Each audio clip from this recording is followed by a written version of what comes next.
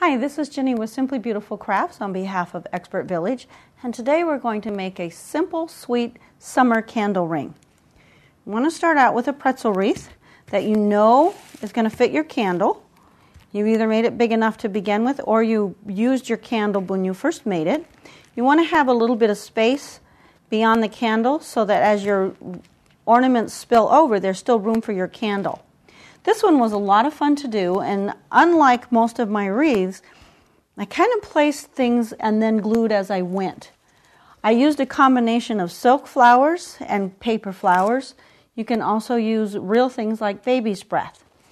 What I did was just to cut off the buds of the flowers and place them around on the wreath where I thought I would like them, and I started with just my sunflowers.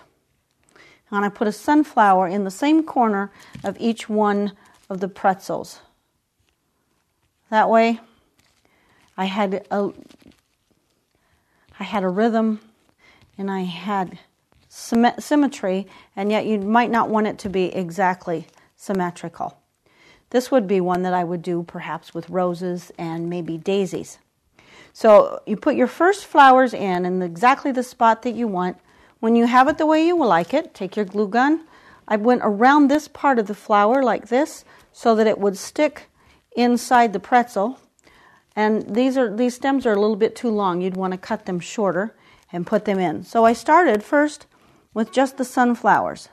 After that, I took the little yellow roses. So you would take your second color of flower or your second style of flower and cut it off and then place it. Perhaps this one would go at the bottom of the pretzel all the way around. So you go ahead and put the second one in, and then maybe a third and maybe a fourth. You've already planned your colors and your different flowers before you start. But if you start with one flower and then your second flower and then your third flower, it'll be a lot easier to do your ring than if you try to lay them all in and then pick them up and glue them on. That would be much more time consuming and difficult than doing one particular flower at a time.